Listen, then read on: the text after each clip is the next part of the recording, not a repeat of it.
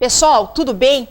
Estamos às vésperas da prova e eu sou Jimena Samuel e vou passar algumas dicas para vocês, as últimas dicas aí no que diz respeito a processo do trabalho e alguns pontinhos aí com relação a direito do trabalho, certo? Pois bem, em processo de trabalho, geralmente as últimas provas da FGV vêm com 4 grandes blocos aí, né?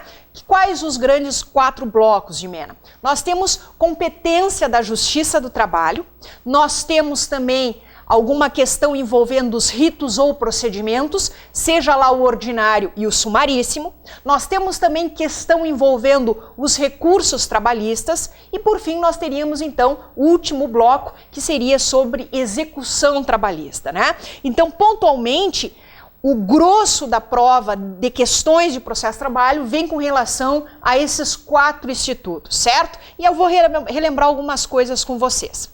Bom, o que nós temos acerca, primeiro, da competência da Justiça do Trabalho aqui no nosso país?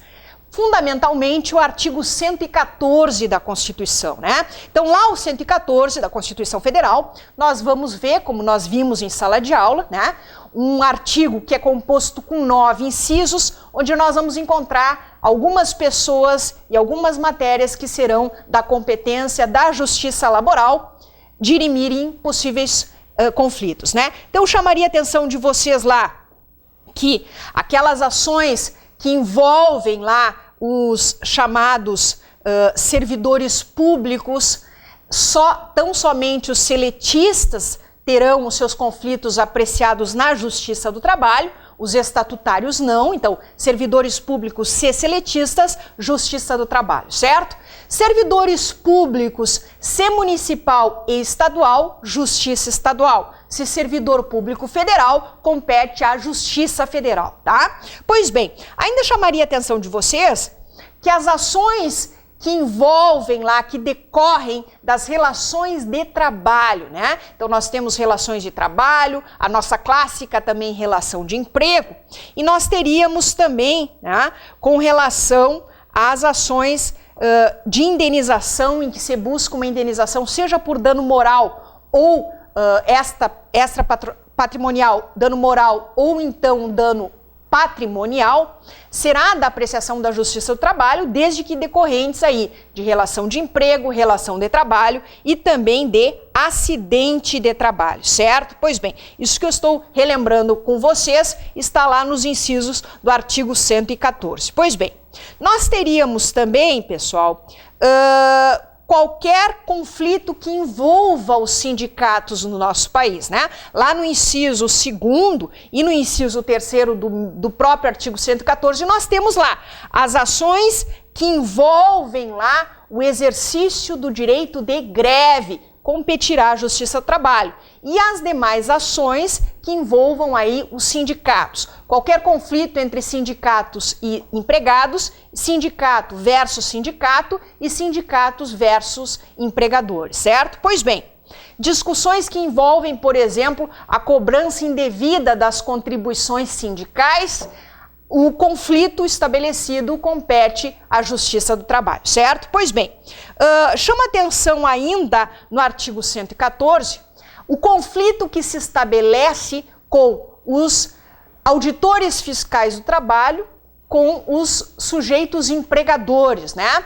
Então, este conflito é da competência da Justiça do Trabalho, então, dirimir, certo? Pois bem, chama a atenção de vocês, ainda do 114, e saindo um pouquinho da seara de processo de trabalho e entrando na seara de direito do trabalho, mais especificamente ao chamado direito coletivo, relações coletivas, eu chamaria a atenção de vocês, ainda no artigo 114, com relação às formas de solução de conflitos coletivos aqui no nosso país, né? E ali no parágrafo 1º do 114, nós vamos encontrar lá, frustrada a negociação coletiva, as partes poderão eleger árbitros. O que nós podemos tirar daí? 2 espécies de solução de conflitos aqui no nosso país. Negociação coletiva corresponde convenção coletiva e acordo coletivo. E se não sair uma convenção, um acordo, nós teríamos então a possibilidade da arbitragem, que não é muito utilizada a arbitragem no nosso país. Frustrada a negociação coletiva, não é isto? Ou então não se opta pela arbitragem, as partes podem optar por um outro meio de solução de conflito coletivo que o legislador assim dispôs lá no mesmo artigo 114, só que parágrafo 2º, que vem a ser então a figura do dissídio coletivo, né? Dissídio coletivo, vocês sabem bem, é uma ação de competência originária dos tribunais trabalhistas. Então, o dissídio coletivo, ele será proposto no TRT ou então no TST, certo? Pois bem, feitas essas considerações, então, sobre competência da Justiça do Trabalho, eu também gostaria de lembrá-los que qualquer questão envolvendo o conceito moderno do chamado meio ambiente do trabalho compete, então, à Justiça do Trabalho dirimir, não é isto? Inclusive, isto foi dito e não está em nenhuma súmula lá do TST. Isto foi dito pelo STF, né? Só buscar a súmula para vocês aqui, que vem a ser a súmula de número 736, que assim dispôs. Súmula número 736 do STF. Compete à Justiça do Trabalho julgar as ações que tenham como causa de pedir o descumprimento de normas trabalhistas relativas à segurança, higiene e saúde dos trabalhadores.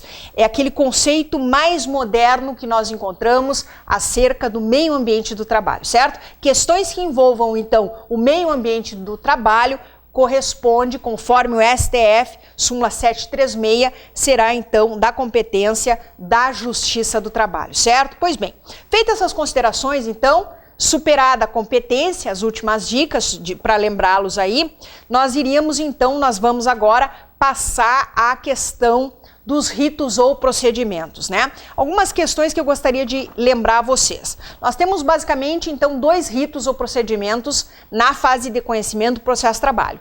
Nós temos o procedimento ordinário, diria para vocês como uma última dica, darem uma lidinha ali do artigo 843 até o artigo 850, porque do artigo 843 ao artigo 850 da CLT, vocês conseguem, então, relembrar de forma rápida a tramitação no procedimento ou rito ordinário, né? Não te esquece lá com relação à importância do jus postulandi no comparecimento na primeira audiência, né? Te lembra que no ordinário nós temos 2 audiências. Na primeira audiência, então, o que se prima ainda nos dias de hoje é a presença do ius postulandi ou jus postulandi. As próprias partes, de forma pessoal, devem comparecer em audiência, né?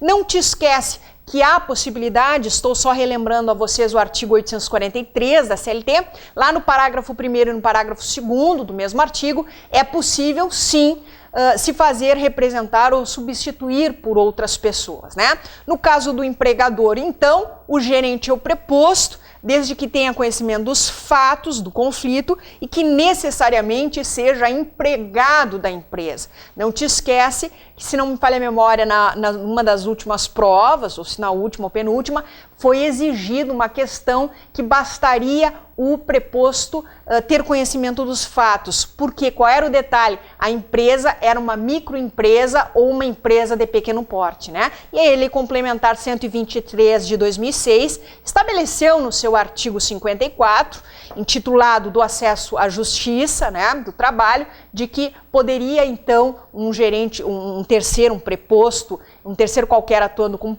preposto, não se tendo a necessidade de ser então empregado da empresa. Então vocês cuidem, se é uma empresa qualquer, tu marca. Sim, o empregador pode se fazer substituir lá, ou representar por um gerente ou preposto, 2 requisitos: ter conhecimento dos fatos e necessariamente ser empregado da empresa, com exceção então de pequenas empresas ou empresas de pequeno porte, microempresas, certo? Bastaria ter conhecimento dos fatos e não precisa ser nem empregado da empresa e nem sócio desta empresa, certo?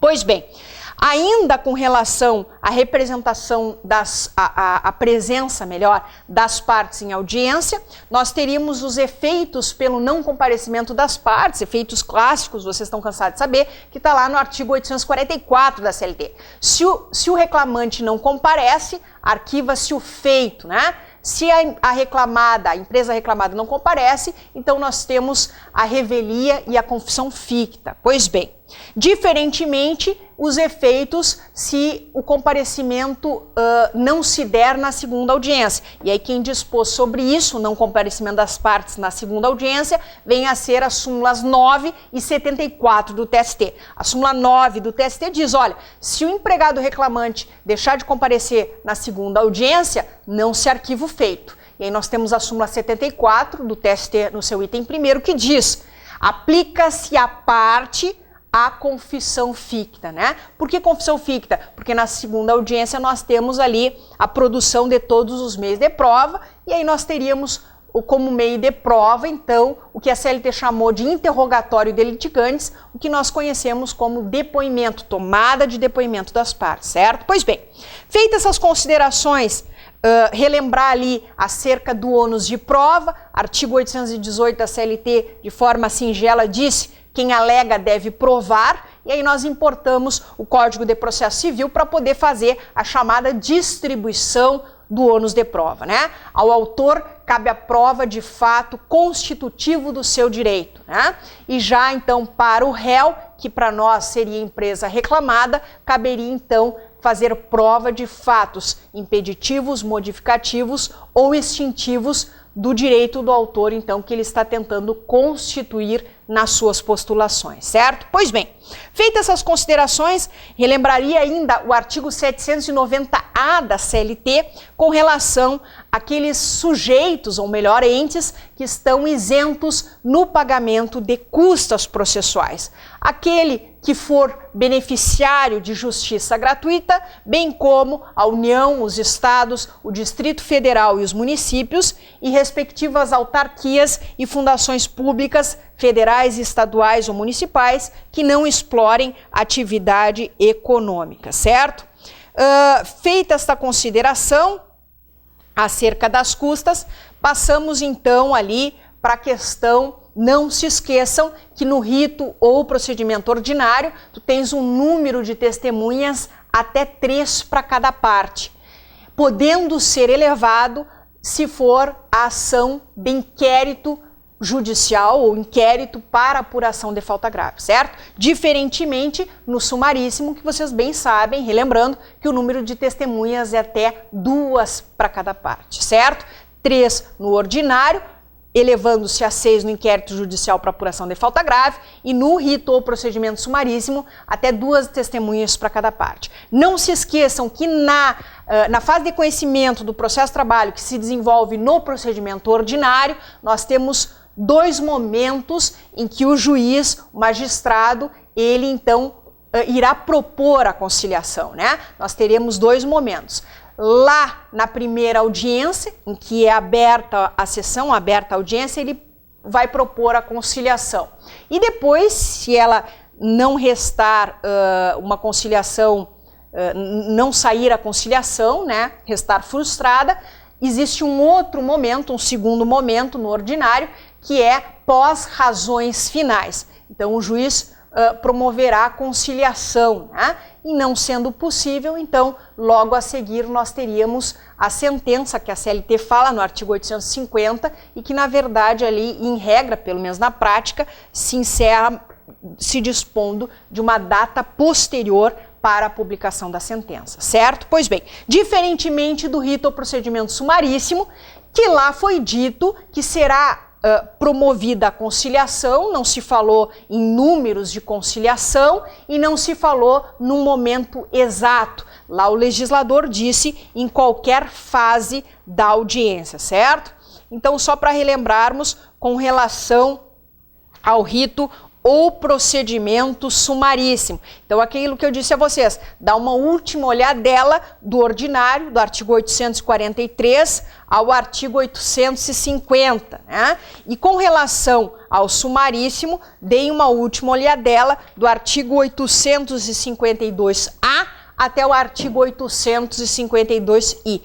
Não te esquece que ações trabalhistas irão tramitar pelo rito ou procedimento sumaríssimo quando o valor de causa for igual ou menor aos 40 salários mínimos. Quer dizer, se for superior a 40 salários mínimos, a ação vai tramitar no ordinário, né? Digo a vocês também, para relembrarmos, que mesmo que o valor for inferior ou até 40 salários mínimos, existem entes que estão excluídos do sumaríssimo. Isto está dito lá no parágrafo único do artigo 852-A da CLT. Quais são os entes que estão excluídas do procedimento sumaríssimo? Administração pública direta, toda ela, União, Estados, Distrito Federal, municípios, e da indireta tão somente autarquias e fundações, certo? Pois bem, feitas essas considerações, do sumaríssimo, aquilo que eu havia dito, não se colocou, o legislador não colocou qual o número de propostas de conciliação e não colocou qual o momento adequado, pelo menos na CLT, diferentemente aí da prática. Então nós temos em qualquer fase da audiência, conforme o que dispõe o artigo 852-E da CLT, certo? Pois bem, feitas essas considerações, vamos então passar ali para dar uma olhadinha no nosso quarto bloco, como eu chamo de processo-trabalho, que é com relação aos recursos trabalhistas. Pessoal, eu pontuaria para vocês as 4 alterações significativas que nós tivemos com relação aos recursos trabalhistas. Essas alterações feitas pela Lei 13.015 de 2014, Lei 13.015 de 2014, que alterou os seguintes recursos: agravo de instrumento, embargos de declaração, recurso de revista e embargos de divergência. Pois bem, vamos começar ali com o recurso de revista, né? Nós temos as hipóteses nas alíneas A, B e C do artigo 896, que vocês provavelmente estudaram. Só que foi acrescentada uma hipótese. Não te esquece que para a gente poder entender para que serve o recurso de revista, nós temos que entender que através da interposição de recursos de revista no nosso país, se busca uniformizar jurisprudência, eu vou ser redundante, jurisprudência divergente entre tribunais. Então o conflito que se estabelece é TRT versus TRT, TRT versus TST, não é isso? Então da decisão do acórdão do recurso ordinário, cabe um outro recurso, que é o recurso de revista para a turma do TST. Pois bem, dito isto, nós temos divergência. Então, TRTs divergindo com relação à interpretação de uma mesma lei federal, lei estadual, né? Aquilo que está dito lá nas alíneas A e B. For contrária à norma constitucional a decisão, ou então ferir, como eu havia dito ali, norma constitucional. Pois bem, agora foi acrescentado então uma outra hipótese. O conflito se estabelece com súmula vinculante do STF. E aqui eu já faço e puxo a alteração também, que se coloca esta hipótese para os embargos de divergência. Nos embargos de divergência, se o recurso de revista busca, através dele, uniformizar a jurisprudência que está divergente entre tribunais trabalhistas, através do recurso embargos de divergência, o que se busca é uniformizar a jurisprudência que está divergente dentro do próprio TST, ou seja, o conflito se dá entre turma versus turma do TST ou turma versus SDI do TST. Então o que eu quero dizer para vocês é que foi acrescentado tanto para o recurso de revista quanto para o recurso embargos de divergência, quando a divergência se der com súmula vinculante do STF. Também será a hipótese, então, de recurso de revista e de embargos de divergência, certo? Agora as outras 2 alterações que nós tivemos, para relembrarmos, com relação a agravo de instrumento e embargos de declaração. Os embargos de declaração, pessoal, que nós vamos encontrar lá no artigo 897-A, Eu chamo a atenção que no artigo 897-A da CLT, nós tínhamos um único parágrafo, né? E agora nós temos, na verdade, mais 2 foram acrescentados. Nos embargos de declaração, eu chamaria a atenção de vocês, algo que já era feito na prática, mas que o legislador coloca agora dentro do capítulo ali de recursos na CLT. Se a parte requerer efeito modificativo da decisão nos embargos de declaração, pessoal, em virtude de correção de vícios, obscuridade, contradição ou omissão, necessariamente deve-se dar, então, vista para se ouvir a parte contrária num prazo de 5 dias, certo? Então, requerer um defeito modificativo da decisão ou do julgado nos embargos de declaração, seja para sanar os vícios que eu havia mencionado, deve ser, então, necessariamente ouvida a parte contrária no prazo de 5 dias. E mais também que foi colocado, que já se fazia na prática aí, parágrafo 3º do mesmo artigo 897-A da CLT.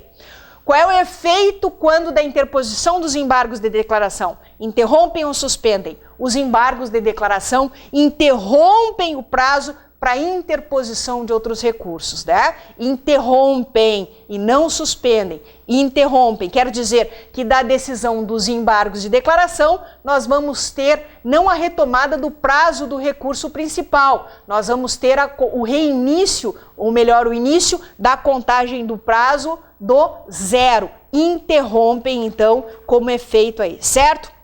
E por fim, pessoal, eu gostaria de chamar a atenção de vocês com relação ao último recurso que sofreu alteração pela Lei 13.015 de 2014, que vocês podem encontrar, vê bem, esse parágrafo ele foi colocado não no artigo que trata sobre o agravo de instrumento lá, que é o artigo 897, onde nós encontramos na linha A o agravo de petição e na linha B o agravo de instrumento. Não, esse parágrafo foi incluído lá no artigo que dispõe acerca do depósito recursal. E aí eu menciono, então, o parágrafo 8º do artigo 899 da CLT, que assim diz: quando o agravo de instrumento tem a finalidade de destrancar recurso, nós sabemos, no momento em que o primeiro juiz de admissibilidade de todo e qualquer recurso trabalhista nega seguimento ao recurso por entender ausente um dos pressupostos de admissibilidade do recurso, nós temos que ele tranca, então, nega seguimento. Só caberia à parte fazer a interposição de um outro recurso que na seara trabalhista ele só tem uma única finalidade, de destrancar recurso, que vocês sabem bem, o agravo de instrumento. O que acontece, pessoal? Em meados de 2010, foi acrescentado pelo legislador o parágrafo 7º aí no artigo 899 da CLT, estabelecendo que, no ato da interposição do agravo de instrumento, necessariamente deveria se efetuar um depósito recursal, lembrando que só quem efetua depósito recursal no nosso país, quando da interposição do seu recurso, é a empresa reclamada, porque o depósito recursal tem uma única finalidade, garantir a futura execução. Então, no ato da interposição do agravo de instrumento, deve ser efetuado, melhor dizendo, o depósito recursal, a quantia de 50% do valor do depósito do recurso que se visa destrancar, certo? Vem o parágrafo 8º agora do artigo 899, que foi acrescentado pela lei que altera ali os recursos da CLT e estabeleceu, quando o agravo de instrumento tem a finalidade de destrancar, e aí eles vão especificar um recurso de revista, que se insurge contra a decisão que contraria a jurisprudência uniforme do TST, seja consubstanciada nas suas súmulas ou em orientação jurisprudencial, não haverá obrigatoriedade de se efetuar o depósito referido no parágrafo 7º do 899. Então, cuida!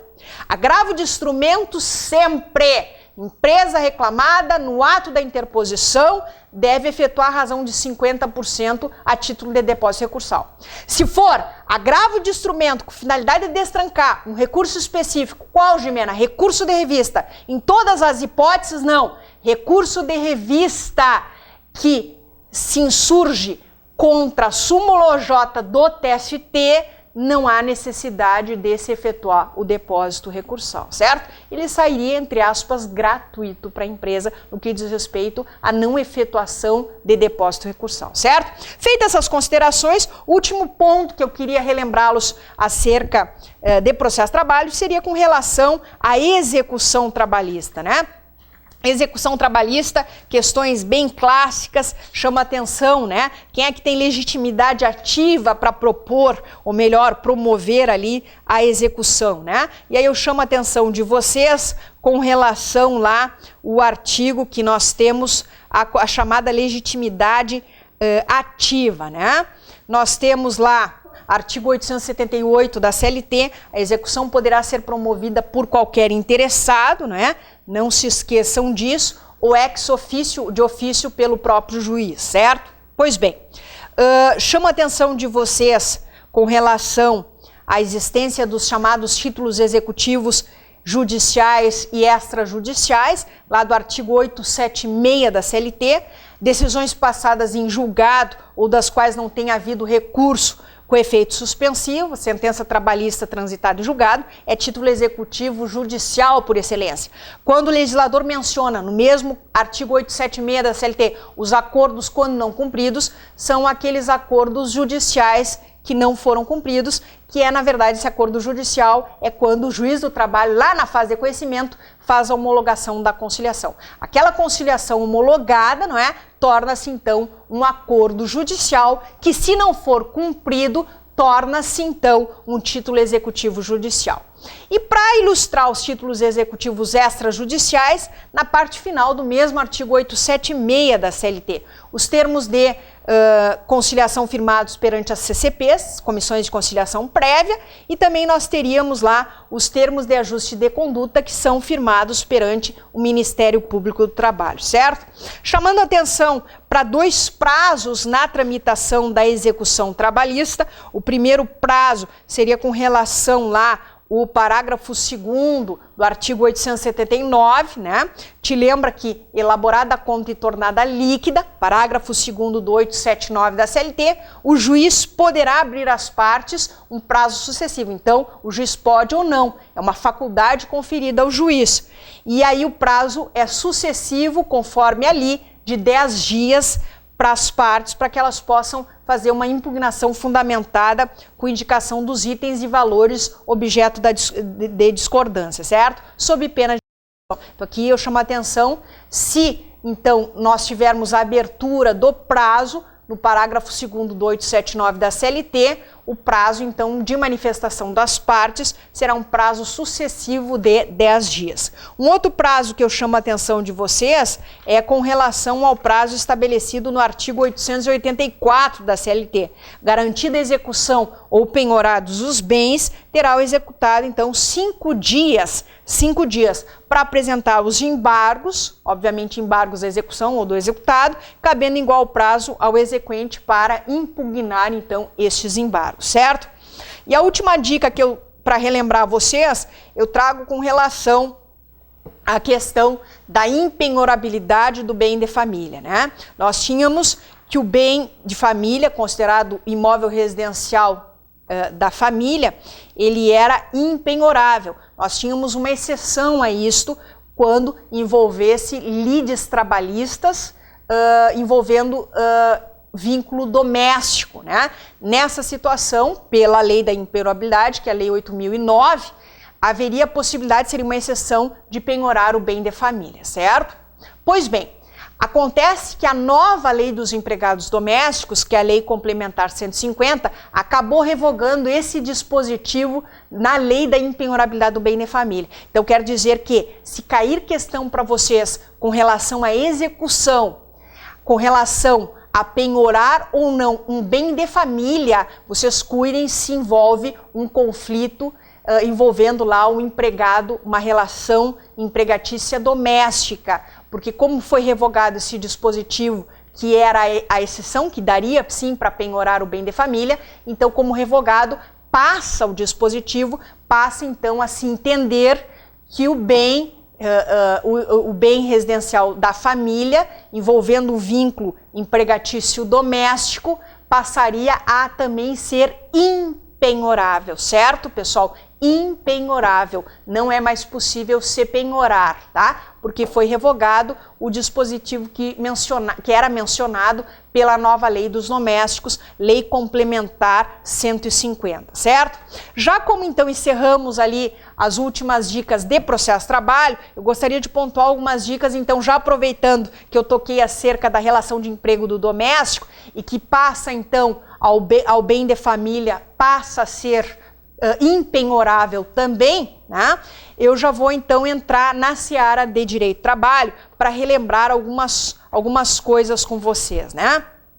Claro que a seara de direito material do trabalho ela é bem mais ampla, então assim, tem ali um capítulo inteiro sobre duração do trabalho. Gostaria de chamar a atenção de vocês lá para o parágrafo 1º do artigo 58 da CLT e que posteriormente veio o TST também e acaba ratificando, confirmando o que foi dito na CLT, que não serão descontadas nem computadas como jornada extraordinária aquelas variações de horário no registro de ponto não excedente, né, de 5 minutos, observado um limite máximo aí de 10 minutos diários, certo? Claro que aí vem a súmula 366 do TST, confirma esse entendimento do legislador do texto consolidado e ainda acrescenta, se ultrapassado esse limite, aí sim será considerada como extra a totalidade do tempo que exceder a jornada normal, certo? Pois bem, eu tenho observado que nas últimas provas, dentre as questões de direito do trabalho, eles têm colocado uma questão sobre férias, né? Então, só para relembrá-los lá, nós temos que o período de férias em que o empregado tem direito é um período visto como de interrupção. Ele não trabalha para descansar, mas recebe pagamento de salário, né? E não te esquece acerca do Instituto da Interrupção da Suspensão. Tu sempre te lembra assim, em ambas as circunstâncias ou situações, na interrupção e na suspensão, o empregado não trabalha, não há a prestação de labor. Só que aí, para te poder marcar que é uma hipótese de interrupção contratual, tu tens que verificar que o empregado não trabalha, mas recebe pagamento de salário. No caso das férias, para ilustrar, nós temos então o caso de interrupção. Diferentemente na hipótese de suspensão. Na suspensão o empregado também não trabalha, só que também não recebe pagamento de salário. Não há labor, não há pagamento de salário. Gimena, nos dá um exemplo aí de suspensão, já que tu deu de interrupção de férias.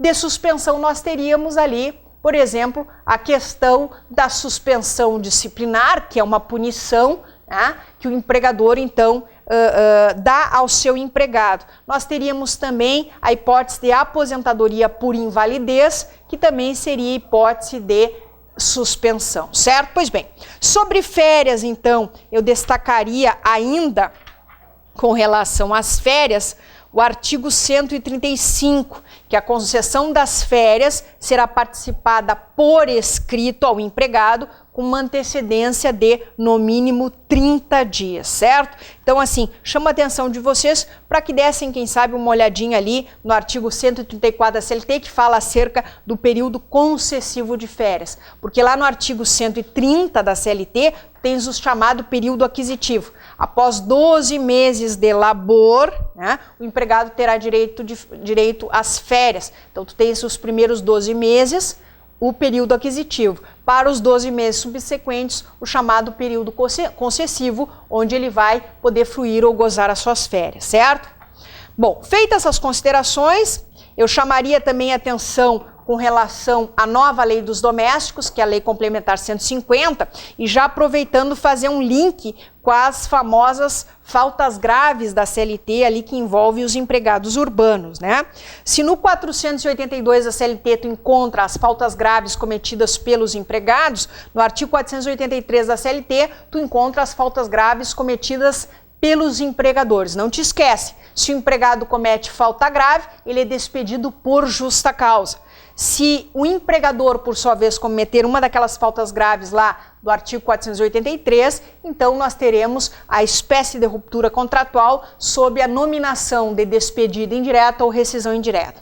Por que eu já aproveito e faço um link? Porque essas mesmíssimas faltas graves que foram tipificadas pelo legislador no artigo 483 e 482, perdão, e 483 da CLT, na verdade, o legislador importa e coloca também para tipificar como faltas graves cometidas pelos empregados domésticos e pelos empregadores domésticos. Além de serem as mesmas, bem dizer, eu só destacaria uma que chama a atenção, que foi tipificada como falta grave a ser cometida pelos empregados domésticos, que é com relação a agressões físicas, né, com relação lá aos idosos da família ou às crianças da família. Se o empregado doméstico comete uma agressão física, nós temos que estar então tipificada a falta grave e esse empregado doméstico será despedido por justa causa. De resto, nós teríamos as mesmas, né? Ato de insubordinação, indisciplina, nós teríamos também ali o ato de improbidade, nós teríamos também a desídia e assim por diante, certo? Eu destacaria como falta grave a ser cometida pelo empregador, chamaria a atenção de vocês com relação ao empregador não cumprir as obrigações do contrato de trabalho. Sim, não cumprir obrigações de contrato de trabalho, como, por exemplo, não pagar salários, sonegar pagamento de salários ou atrasar salários de empregados, sim, ensejaria, pelo menos teoricamente, claro que na prática também, né? Mas aí o empregado tem que acabar ajuizando uma ação trabalhista, ensejaria então a rescisão indireta ou despedida indireta, certo? Feitas essas considerações, não se esqueçam com relação às responsabilidades da seara trabalhista, chamando atenção para a questão da terceirização, consubstanciada na súmula 331 do TST, que a responsabilidade ela será subsidiária, tanto envolvendo empresas privadas quanto os entes da administração pública. Se for lá um contrato de trabalho temporário, não é isto? Eu chamaria a atenção de vocês, conforme o artigo 16 da Lei 6.019 de 74, que assim dispôs sobre o contrato de trabalho temporário, nós temos que a responsabilidade será uma responsabilidade solidária. E para quase finalizar, o artigo 2º, parágrafo 2º da CLT, estabeleceu que, no caso de grupo econômico, as empresas do grupo econômico terão uma responsabilidade solidária, certo? Pois bem, feitas essas considerações então, né, vamos torcer aí para a prova vir agora neste domingo, uma prova mais fácil. Direi a vocês que no que diz respeito às questões de processo de trabalho, elas não estão vindo questões difíceis. Claro, são questões mais extensas, mas bastaria o candidato ler com calma e atenção que conseguem encontrar ali de forma relativamente fácil, até eu ousaria dizer, a resposta correta. No direito do trabalho, nós temos ainda esse detalhezinho, porque é muito mais amplo na minha humilde visão, né? São inúmeros institutos ali, né? Só para vocês terem uma ideia, com relação a espécies de jornada de trabalho, do capítulo de duração do trabalho, que vai ali do artigo 57 ao 74, 75 da CLT, nós vamos encontrar ali, bem dizer, cerca de 6, 7 espécies de jornada de trabalho, né? Pois bem, feitas essas considerações, eu gostaria de encerrar e me despedir de vocês, né? Saibam sempre que vocês aí podem contar comigo. Eu vou colocar aqui, sempre eu coloco, né, meus contatos. Então vocês podem me buscar via Facebook. Vocês me encontram lá, Gimena Samuel, e o meu e-mail também que eu coloco à disposição com relação a dúvidas, né? Tem dúvidas de questões, recursos ou o que seja, ou até mesmo para que a gente possa trocar uma ideia aí com relação a direito do trabalho, ao processo de trabalho, que são aí, bem dizer, os amores da minha vida, certo? No Face vocês me encontram Gimena Samuel, e-mail gimesamuel@gmail.com. Me coloco à disposição de todos, certo? Pois bem, para nos despedirmos então, acredito que numa segunda etapa em trabalho, para quem for fazer, nós nos encontraremos também, certo? Estudem, pessoal, certo? Pensem que agora está quase perto para que vocês possam colocar a mão na carteira vermelha de vocês, tá? Eu encerraria com um dos poemas que eu acho bem bacana, né? Que é de Clarice Lispector, chamado de O Sonho. Diz assim: sonhe com aquilo que você quer ser, porque você possui apenas uma vida. E nela só se tem uma chance de fazer aquilo que quer. Tenha felicidade bastante para fazê-la doce, dificuldades para fazê-la forte, tristeza para fazê-la humana e esperança suficiente para fazê-la feliz. As pessoas mais felizes não têm as melhores coisas. Elas sabem fazer o melhor das oportunidades que aparecem em seus caminhos. A felicidade aparece para aqueles que choram. A felicidade aparece para aqueles que choram. Para aqueles que se machucam. Para aqueles que buscam e tentam sempre. E para aqueles que reconhecem a importância das pessoas que passaram por suas vidas. Então, como disse Clarice Lispector, a felicidade aparece para aqueles que buscam e tentam sempre. Viver é o que eu sempre digo e acredito até o fim desta minha existência. Viver é lutar, lutar por nós e lutar por todos, pessoal, certo? Esse é o verdadeiro caminho para as nossas felicidades aí, tá? Nós agradecemos, a humanidade agradece, ainda mais nos tempos tão difíceis que nós estamos atravessando no nosso país e no mundo, certo? Então, uma ótima sorte a vocês todos que estão aí, que ficaram até agora me aguentando, e contem comigo, seja na primeira etapa da OAB, na segunda, concursos públicos, o que for, né? Ganharam aí uma amiga, certo? Uma ótima sorte, uma ótima prova no domingo.